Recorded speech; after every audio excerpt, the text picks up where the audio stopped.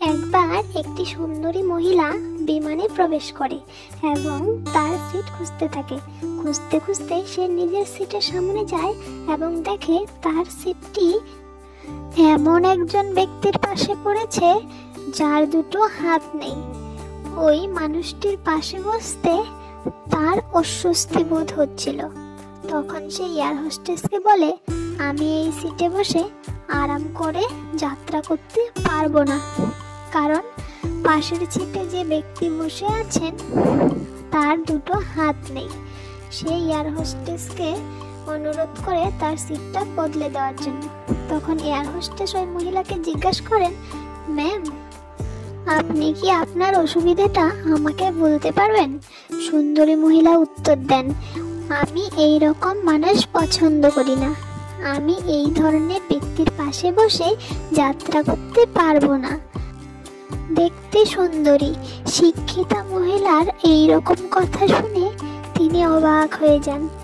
ওই মহিলা পুনরায় এয়ার হোস্টেসকে বলেন, আমি এই সিটে বসতে পারবো না, আমাকে অন্য কোনো সিটের ব্যবস্থা করে দিন।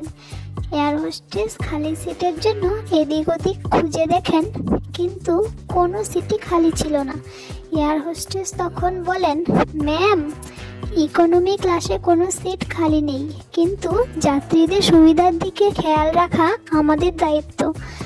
আমি ক্যাপ্টেনের সাথে এই বিষয়ে আলোচনা করে দেখছি, ততক্ষণ একটু ধৈর্য ধরুন। এই বলে সে চলে যায়। কিছুক্ষণ পর এয়ার হোস্টেস ফিরে এসে বলে, ম্যাম, আপনার কিছু সময়ের অসুবিধার জন্য আমরা দুঃখিত। এই বিমানে শুধুমাত্র প্রথম শ্রেণীতে একটি সিট খালি আছে। আমি আমার টিমের সাথে কথা বলেছি এবং সিদ্ধান্ত নিয়েছি ইকোনমি শ্রেণী থেকে একজনকে প্রথম শ্রেণীতে পাঠানো হবে।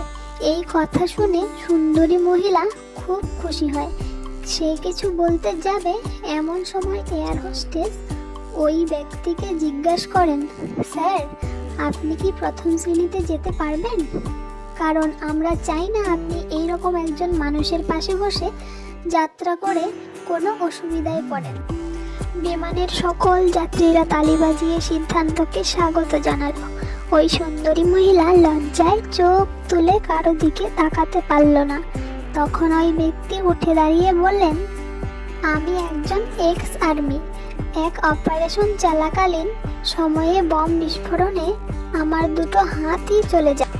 আমি প্রথমে যখন এই ম্যাডামের কথা শুনছিলাম তখন ভাবছিলাম আমি কাদের সুরক্ষা দেওয়ার জন্য নিজের হাত দুটো হারিয়েছি, কিন্তু এখন আপনাদের সবার প্রতিক্রিয়া দেখে নিজের খুব গর্ব হচ্ছে যে আমি আমার দেশ এবং দেশবাসীর জন্য হাত দুটো হারিয়েছি।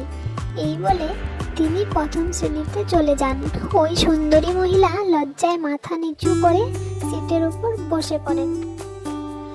যেখানে ভাবনা চিন্তার মধ্যে কোনো উদারতাই থাকে না, সেখানে সৌন্দর্যের কোনো দামই নেই। বন্ধুরা, আমার এই ছোট্ট গল্পটি যদি ভালো লেগে থাকে লাইক, কমেন্ট, শেয়ার করে দিও আর আমার চ্যানেলটি সাবস্ক্রাইব করে দিও প্লিজ।